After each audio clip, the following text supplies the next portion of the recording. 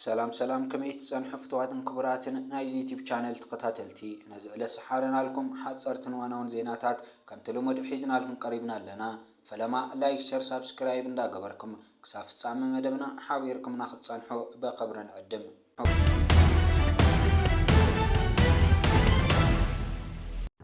ترامب إسرائيل أبقى بلعل حماس بزفتسمت تبتقعتي حقوس كم زي كونه قليصو إسرائيل كابكد محجي بستفلي أبقالي هاجر أنصار حماس بزقورت تمتقعتي هاجرات عالم بتريخنا أبزلوا الأوان ترامب بتمتقعتي حقوس كم زي كونه قليصو قدامي منستر إسرائيل بينيامين نتنياهو متمتقعتي شوعت تقم تخلتشن عسران سلستان أبلعل إسرائيل نزتفتسم متقعتي نزوادلو العلوت مراحة حماس إلى ما زقوربو مخانو كون فتحاوني له حماس أبلع إسرائيل دحرز فتسمو هندبتاو متقعتي كينات إسرائيل كازا خمس تولع فلت ليستماو عتق بجل حماس حمشت أبالاتو إسرائيل أبقاتار بزفتسمت متقعت أير كمز تقتلو أفليتو أتي نتزايتي تقجلن مقلصال سقبر فتنجن كمز فشل دما حبيرو قطر نمتقعت إسرائيل جاجاون على ما حق بقلعز حسن بموال كونيناتو اتا ابت زوا قند مشارفت امريكا زخونت قطر غزيف مدبر حيل اير امريكا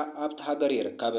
إسرائيل أبلع قطر زفتسمت متقعت ملكيتو بغازيطنياتات تحت ترامب حقوسا يخونكن بكل خناتات حقوسا يخونكن صبق خناتات يكونن ازي لغن اتم جهوز تتحازو خملسن دالي لو معلتي بزتفتسم جن حقوسات يكونن زبل ملاش هيبو حماس افت بامريكا زقربه اوش متقازا تخسدو ناي مبال امامه نمزراب تزاتي تابالتو ابدوها اب حد منبر حصاب ترخبلو اتمتقعت خمس تفتسم غليصو بزتفتسمو تقاتلت نتقطات ابتنصا غدات وريديو منستر وشطاو غدات قطر حدا ابال وشطاو حيل صصتا خمس تقاتلن كالوت كم استغودن حبيرو اولعلا ابالات حماس دغاطموت وي غداتن توليو كم مغلا اسرائيل نزمت قعت خمس فتسمت او وشت حدث دقائق يافليطا سراويت اسرائيلن اغلغلوت صصتاشين بيتن نلعلوت مرحت حماس علاما زغبره لكعنت زحلو متقعت مخانو افليطام قداماي منستر نيتانياهون منستر مكخال اسرائيل كاتزن اب يروساليم قازان بخلت فلسطينيان دحرس تفصمو متقعتات حيلتات صصتا اسرائيل نمتقعت خدالو بوسوني ممرح كم ذهبو افليطام اب يروساليم اب حدا موافر اوتوس بتخايد متقعتي شدشت اسرائيلاوين اب كتما قازا ام معسكر سراويت بستفصم متقعت دما 4 وتادرات اسرائيل تقاتيلم يم حماس ابزوصا مغلصي اسرائيل اب قطر نزفصمت متقعتي چكان جبن رؤي متقعتن نخلم عالماو متكلاتن حقتاتن زطحاسني بمبال كونينو صلاي اب تلخذتن زلو حاتنا نمقنصال زفصم متقعتي كم زفشلن الرغاغص يبل حماس ابزوصا مغلصي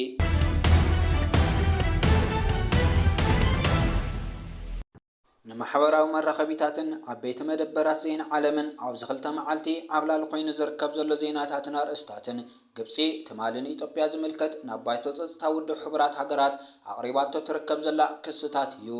ግብጺ በተዘቀረበት ክስታት መሰረት ኢትዮጵያ ንግድብ ህዳሴ በይናው ስጉምታታት ሙሳድ ዝምልከት እዚ ሕጋዊ እዩ በመንገኝነት አሜሪካ ዝቀረበ ንድፈ ሐሳብ ኢትዮጵያ አጣውላ ተቀሚጣ ምስ ግብጽን ሱዳንን ከተዘራረብን ከተፈራረምን ያ ግብጽ ጠለባትን ጻውዒታትን አቅሪባ ተረከብ ፕሬዚደንት አሜሪካ ዶናልድ ትራምፕ አሞንጎ ሰለስቲን ተኸሲት ዝርከብ ዘለ መስሓብ አሜሪካ ሰላማዊ ብዝኾነ መንገዲ ክትፈትሖ ምዃና ኣብ ዝሓለፈ ግዜ ተዛሪቡ ነይሩ ግብጽ ከዓ ነዚ ሓሳብ ናብ ባይቶ ጸጥታ ውድ ሕብራት ሃገራት አቅሪባቶ ትርከብ ዘላ ኮይና እቲ ኣዝዩ ዝገርም ጉዳይ ድማ ግድብ ህዳሴ ኢትዮጵያ ክምረቕ ዜናታት ዝሰርሓሉ ዓበይቲ መራኸቢታት ዓለም ነዚ ግብጺ ናብ ባይቶ ጸጥታ ውድ ሕብራት ሃገራት አቅሪባቶ ትርከብ ዘላ ክስታት ዓብይ ሸፈነ ሂቦኖ ይርከባ ኣለዋ ትማሊ ሚኒስተር ጉዳያት ወጻኢ ግብጺ ድሕሪ ክስታት ምቕራቡ ንጋዜጠኛታት ኣብ ዝሃቦ መብርሂ ግብጺ ህዝባዊ ሓደጋ ክወድቕ ኣብ ትሕቲ ዝኾነ ይኹን ኩነታት ከም ዘይተቀበሎን እዚ ሕጂ ናብ ባይቶ ጸጥታ ውድ ሕብራት ሃገራት አቅሪባቶ ትርከብ ዘላ ክስታት ናይ መወዳእታ ምዃኑ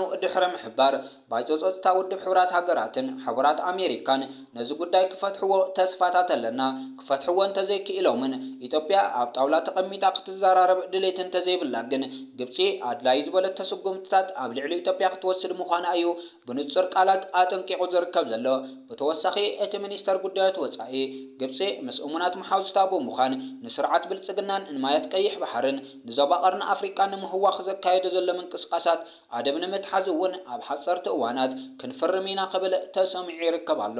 ኣብ ዝሓለፈ ከም ዝፍለጥ ኣብ መንጎ ግብፂ ሶማል ኤርትራ ኣብ ኣስመራ ብስምምዕ ኣስመራ ዝፍለጥ ስምምዕ ተኸቲሙ ነይሩ። ኣብ ቀረባ ሰሙናት ከዓ ግብፂ ሱዳን ኤርትራ ሶማል ዘለውኦ ኣብ ካይሮ ግብፂ ብላዕለወተ ደረጃ ሰበስልጣን ርክባት ከካየዳ እየን። እዚ ሕጂ ዝካየድ ዘሎ ርክባት ስርዓት ብልጽግና ንሕቡራት ኢማራት ዓረብን እስራኤልን ኣሰሊፉ ብሰበብ ቀይሕ ባሕሪ ኣፍ ደገ ባሕርን ዞባ ቀርኒ ኣፍሪካን ክህቡ ከሉ ኣብ ዝንቀሳቐሰሉ ዘሎ እዋንን ሰዓትን እዩ እዚ ኣገደስቲ ርክባት ክካየድ። ሚኒስተር ጉዳያት ወፃኢ ግብፂ ከዓ እዝን ካልእን ኣብ ግምት ብምእታዊኡ ምስ እሙናት መሓዙትና ብምዃን ንስርዓት ብልጽግና ንማየት ቀይሕ ባሕርን ዞባ ቀርኒ ኣፍሪካን ንምህዋኽ ዘካየደ ዘሎ ምንቅስቃሳት ኣደብ ንምትሓዝ ኣገዳሲ ስትራቴጂካዊ ስምምዓት ክንክትም ኢና ክብል መብርሂታት ሂቡ ዝርከብ። እዚ ኢትዮጵያ ብድፊት ኢማራት ዓረብን እስራኤልን እትገብሮ ዘላ ንዓሰብን ንቀይሕ ባሕርን ዝምልከት ኤርትራ ከዓ ምስ መሓዙታ ብምዃን ኣገደስቲ ስምምዓት ተካይድ ኣላ። ብተወሳኺ ድማ ኣብ መንጎ ግብፅን ኢትዮጵያን ተኸሲቱ ዘሎ ዲፕሎማስያዊ ምስሓብ ናብ ወታደራዊ ስጉምቲ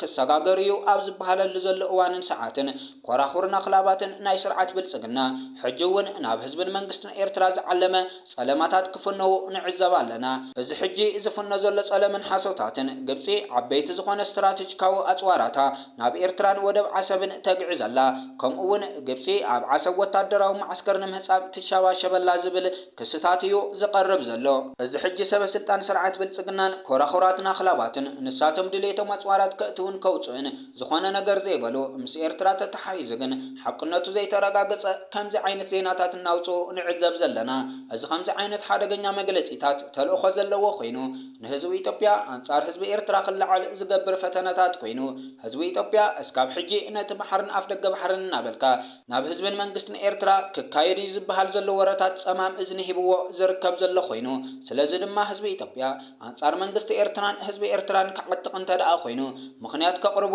ግድን ኮይኑ እቲ ዘቕርብዎ ዘለዉ ምክንያታት ከዓ ግብፂ ስትራቴጂካዊ ኣጽዋራታ ኣብ ኤርትራ ብምዕስካር ንግድብ ህዳሴ ክትዕንዎ ምንቅስቃሳት ተካይደላ ዝብል እዩ። እዚ ግን ውፅእ ሓሶትን ጸለምን ምዃኑ ኣረጋጊፅና ክንሕብር ንደሊ።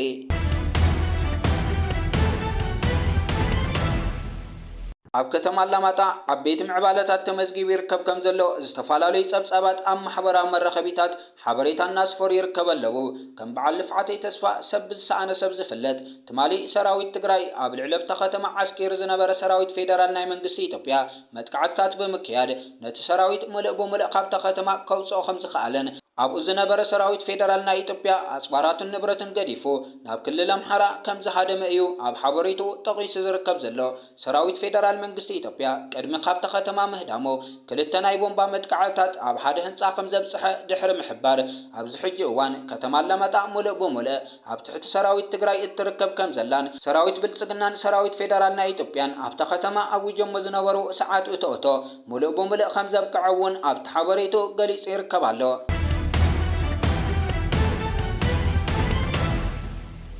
ኣብ ዲሞክራሲያዊት ሪፐብሊክ ኮንጎ ልዕሊ 50 ሰባት ብጅሃዳውያን ዕጡቃት ተቐቲሎም እቲ ኣብ ምብራቓዊ ዞባ ኪቡ ዝተኻየደ መጥቃዕቲ በቶም ምስ ጉጅለ ዳዕሽ ርክብ ኣለዎም ዝበሃሉ ምሕዝነት ዲሞክራሲያውያን ሓይልታት ADF ብዝብል ዝፍለጡ ዕጡቃት ከም ዝተፈጸመ ሰበስልጣን እቲ ከባቢ ገሊፆም ዝበዝሑ ካብቶም ግዳያት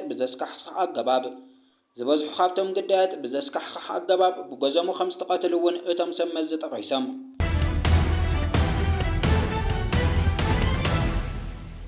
ኣብ ኔፓል ኣብ ዝተወልዑ ሓያል ህዝባዊ ተቃውሞ ብውሕዱ 19 ሰባት ተቐቲሎም ኣብቲ ኣብ ርእሲ ከተማ ካትማንዱ ዝካየድ ዝወዓለ ተቃውሞታት ኣብቲ ሃገር ብዝስዕርር ዘሎ ብልሽውና ዝተቐጥዑን ዓበኛታት ንህንፃ ፓርላማ ብሓዊ ኣቃፂሎም ኣለዉ። ቀዳማይ ሚኒስተር ሻርማ ኣሊ ብሰንኪ እቲ ኩነታት ካብ መዝነቱ ክወርድ እንከሎ ብኣማኢት ዝቁፀሩ እስራት ነቲ ዕግርግር ተጠቒሞም ሃዲሞም ሰራዊት እቲ ሃገር ነቲ ኩነታት ንምቁፅፃር ስጉምቲ ከም ዝወስድ ኣጠንቂቑ ኣሎ።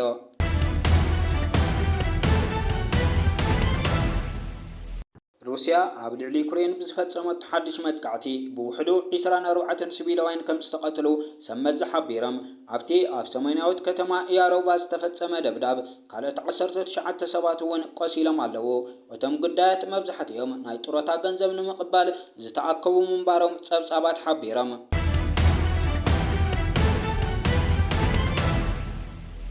ዓለም ለኻቡ ገበናዊ ቤት ፍርዲ ንጉዳይ ናይቲ ብግፍዕታት ዝኽሰስ ዩጋንዳዊ መራሕቲ ጉጅለ ሎርድ ሬዚስታንስ ኣርሚ ክሰምዕ ጀሚሩ። እቲ ንልዕሊ 20 ዓመት ክህደን ጸንሐ ኣበይ ከም ዘሎ ዘይፍለጥን ጆሴፍ ኮኒ ቅትለት ጾታዊ ጊልያነት ጭውያን ዝርከብዎም ገመናት ኩናት ፈጺሙ ተባሂሉ እዩ ተኸሲሱ ዘሎ። እቲ ጉጅለ ንግዳያት መሓውሮምን ኣካላት ገጾምን ብምጉንዳው እዩ ዝፍለጥ።